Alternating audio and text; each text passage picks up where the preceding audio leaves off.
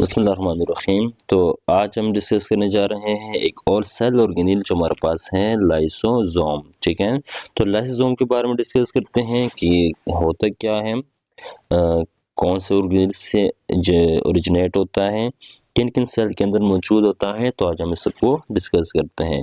सबसे पहले मतलब समझते हैं कि लाइसोसोम का मतलब क्या है। अब लाइसोसोम दो वर्ड से बना, एक होता है लाइसो का मतलब क्या होता है, ब्रेक डाउन। ठीक है, लाइसो का मतलब होता है ब्रेक डाउन। ठीक है, तो लाइसिस से निकलता है, लाइसिस का मतलब क्या होता है, ब्रेक डाउन होता है। दूसरा हमारे पास क्या होता है, सोम सोम का मतलब होता है सोमा, और बायोलॉजी में सोमा किसको कहते हैं, बॉडी को कहते हैं।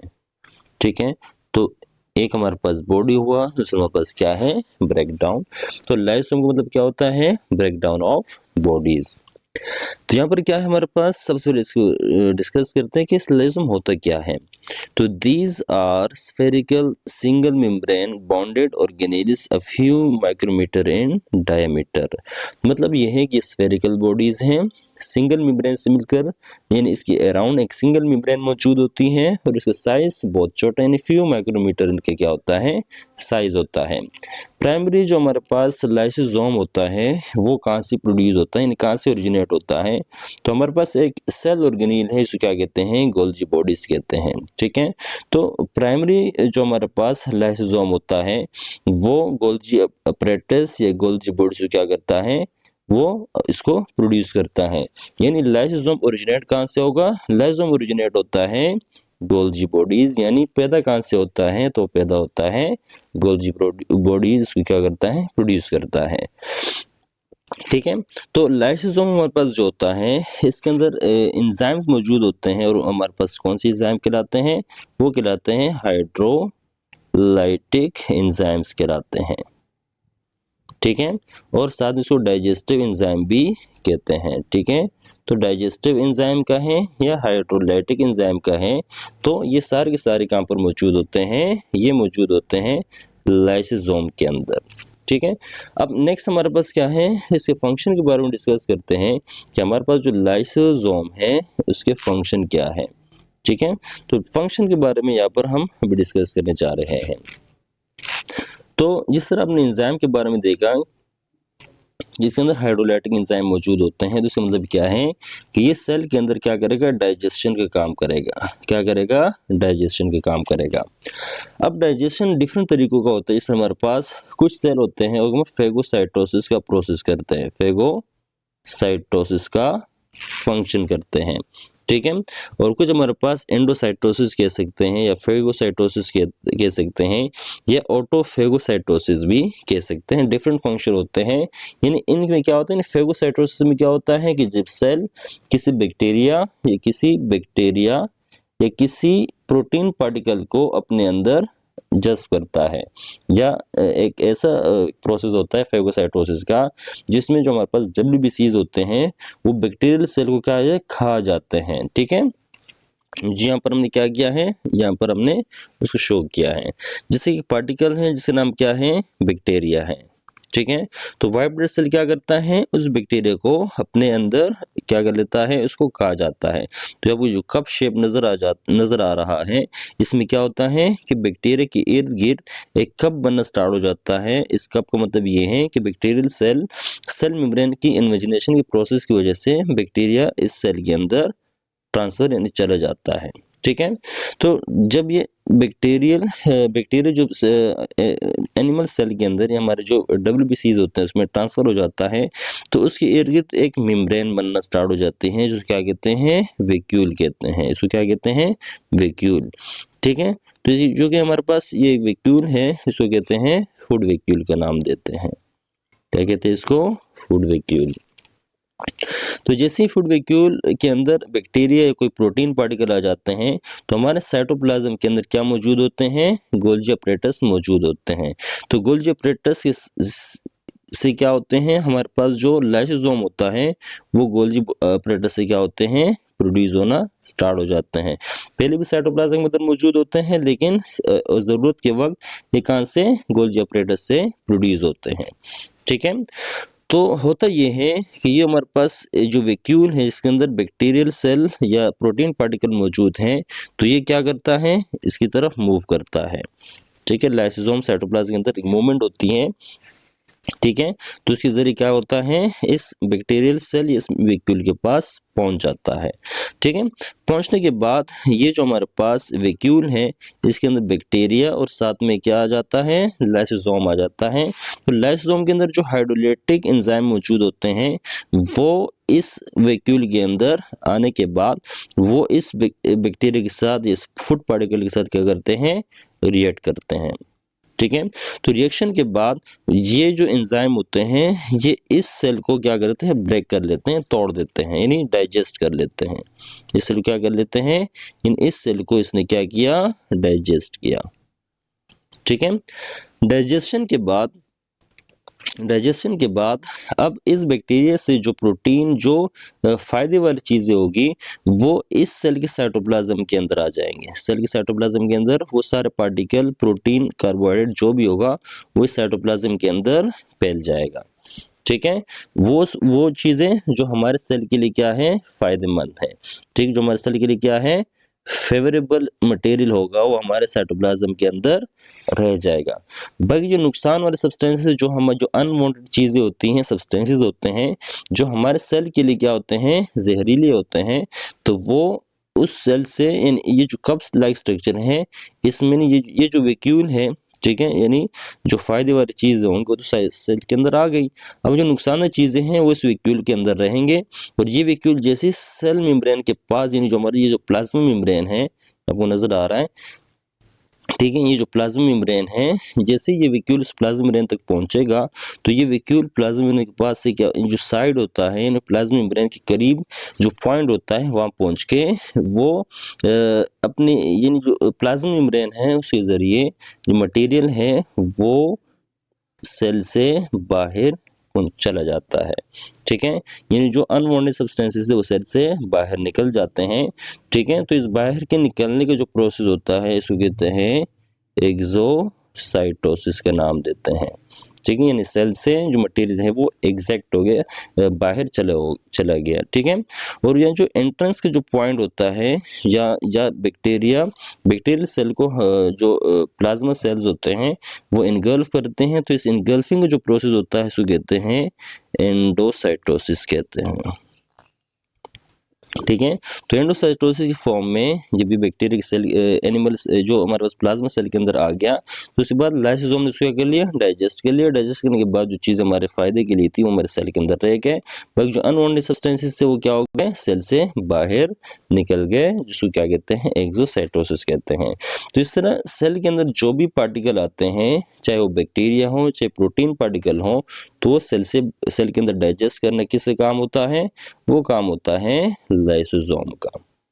ठीक है, होप कि इसका फंक्शन आपको समझ में आ गया होगा। ठीक है, नेक्स्ट हमारे पास कुछ डिजीज होती हैं, लाइसोसोमल स्टोरेज डिजीज को कहते हैं। ठीक है, इसको स्टार्ट करने से पहले हम कुछ बैकग्राउंड भी इसको समझते हैं कि लाइसोसोमल स्टोरेज डिजीज होते क्या हैं। देखें, जब लाइसोसोम के अंदर एंजाइम प्रोड्यूस ना हो, जब लाइसोसोम के अंदर क्या हो, एंजाइम प्रोड्यूस ना हो, जैसे कि ये जेनेटिकली हो सकता है। ठीक है, तो सेल के अंदर तो डिफरेंट मटेरियल आते हैं, प्रोटीन, कार्बोहाइड्रेट, लिपिड, दूसरे टाइप्स की मटेरियल, ग्लाइकोजन, ये हमारे सेल के अंदर कंटिन्यू जब फूड वगैरह खाते हैं तो सेल के अंदर आते हैं। ठीक है, तो सेल के अंदर जो एंजाइम्स होते हैं लाइसोसोम के अंदर, तो वो एंजाइम वो कहाँ से, वो एंजाइम निकलते हैं लाइसोसोम से, और सेल के अंदर जो भी मटेरियल होता है उसको क्या करता है, डाइजेस्ट करता है।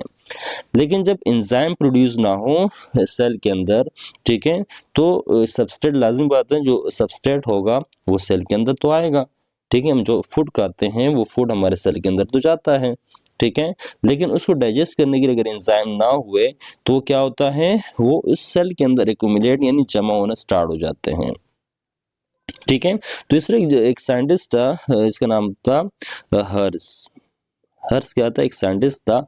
उसने 1965 के अंदर एक रिसर्च पेश की, रिसर्च में उसने कहा था कि जब सेल के अंदर अल्फा ग्लूकोसाइडेज एक एंजाइम है जो ग्लाइकोजन को डाइजेस्ट करता है।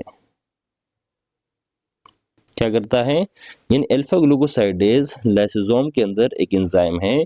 जब वो क्या होता है, जब वो प्रोड्यूस नहीं होता तो ग्लाइकोजन सेल के अंदर एक्यूमुलेट होना स्टार्ट हो जाता है। यानी आपके पास जो ग्लाइकोजन था वो आगे सेल के अंदर तो आ रहा है, लेकिन उसको डाइजेस्ट करने के लिए कोई एंजाइम प्रोड्यूस नहीं हो रहा है।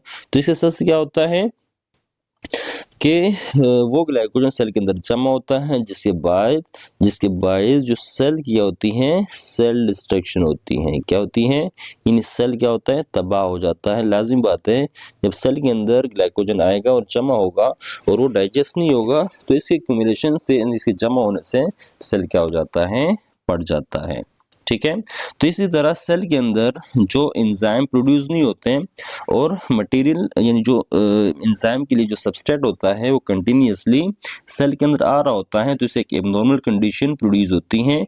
तो इस कंडीशन को क्या कहते हैं? लाइसोसोमल स्टोरेज डिजीज कहते हैं। ठीक है, लाइसोसोमल स्टोरेज डिजीज कहते हैं। मतलब क्या है कि सेल के अंदर मटेरियल तो आ रहा है, सबस्ट्रेट तो आ रहा है, लेकिन उस सबस्ट्रेट के लिए स्पेसिफिक एंजाइम नहीं है, जिससे वाइज एब्नॉर्मल कंडीशन सेल के अंदर प्रोड्यूस होती है, जिससे क्या होती है, सेल की डिस्ट्रक्शन होती है। ठीक है। तो इसके साथ एक और हम डिजीज से पहले एक और चीज स्टार्ट करने जा रहे हैं। अब उसको ओल्ड यानी पुराने सेल एलिमिनेट करने हो या अनवांटेड सेल को क्या करने हो, एलिमिनेट करना हो, तो क्या करता है प्रोसेस क्या होता है कि जब बॉडी ओल्ड सेल या अनवांटेड सेल्स को क्या करता हो, एलिमिनेट करता हो, तो उस वक्त जो लाइसोसोम की जो मेम्ब्रेन होती है, लाइसोसोम की जो मेम्ब्रेन होती है वो क्या हो जाती है, वो डिस्ट्रॉय हो जाती हैं। ठीक है, डिस्ट्रॉय होने के बाद जितने एंजाइम होते हैं वो क्या होते हैं, बाहर आ जाते हैं सेल के अंदर। ठीक है। तो इससे क्या होता है, जिस तरह हमारे अनवांटेड सेल्स क्या होते हैं, इस तरह एम्ब्रियोनिक स्टेज के अंदर हमारी जो उंगलियां होती हैं वो क्या होती हैं, एक दूसरे से जुड़ी होती हैं कुछ सब्सटेंसेस के जरिए। तो एपोप्टोसिस के प्रोसेस में क्या होती हैं, ये एंजाइम कुछ स्पेसिफिक टाइम में प्रोड्यूस होते हैं। तो क्या होता है, वो इन जो उंगलियों के दरमियान जो सब्सटेंस होते हैं उसको डाइजेस्ट कर लेते हैं, जिससे वजह से हमारी उंगलियां क्या हो जाती हैं, सेपरेट हो जाती हैं, अलग अलग हो जाती हैं। ठीक है। तो ये प्री प्रोग्राम्ड कंडीशन होती है। इसके अंदर क्या होता है, ये प्रोसेस क्या होता है, एपोप्टोसिस कहलाता है। ठीक है। तो इस कंडीशन के अंदर जो हमारे जो एंजाइम्स होते हैं, जब वो क्या हो जाते हैं, हाइड्रेटिंग जो लाइसोसोम होता है इस मेम्ब्रेन फटने के बाद वो क्या हो जाते हैं, सारे एंजाइम बाहर आते हैं। तो वो क्या करते हैं, सेल के अंदर जो मैक्रोमोलिक्यूल्स होते हैं, जो प्रोटीन वगैरह होते हैं, उसको डिस्ट्रॉय करना स्टार्ट कर देते हैं। ठीक है। तो इस कंडीशन के अंदर जो डिफरेंट सेल्स होते हैं वो क्या होते हैं, वो डिस्ट्रॉय हो जाते हैं। ठीक है। तो इस कंडीशन को क्या कहते हैं, सुसाइडल होते हैं। इस वक्त जो यानी जब वो लाइसोसोम हमारे अनवांटेड सेल्स और डिफरेंट दूसरे सेल्स को जब वो डिस्ट्रॉय कर रहे होते हैं, तो इस वक्त वो जो हमारे पास लाइसोसोम होता है उसको क्या कहते हैं, सुसाइडल सेक कहते हैं। उसको क्या कहते हैं, उस वक्त उसको कहते हैं सुसाइडल सेक कहते हैं। क्या कहते हैं, सुसाइडल सेक कहते हैं। ठीक है। तो ये जो सेल्फ डिग्रेडेशन होती है यानी सुसाइडल सेक जिसको हम कहते हैं, इसके एक और नाम भी है जिसको क्या कहते हैं, ऑटोलाइसिस। ऑटोलाइसिस का मतलब ये है कि ये खुद ब खुद ये हमारे बॉडी के अंदर हो रहा होता है। ठीक है। तो उम्मीद आपको एपोप्टोसिस, ठीक है, सुसाइडल सेक और ऑटोलाइसिस का समझ आ गया होगा। ठीक है।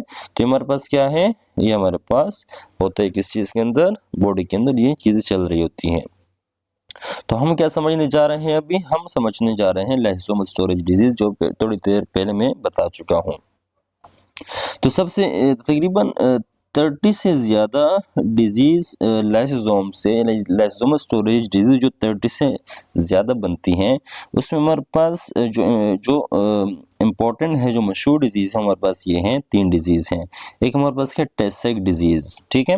तो टेसेक डिजीज़ के अंदर होता क्या है कि इसके अंदर कंडीशन होती है, उसको कहते हैं मेंटल रिटार्डेशन।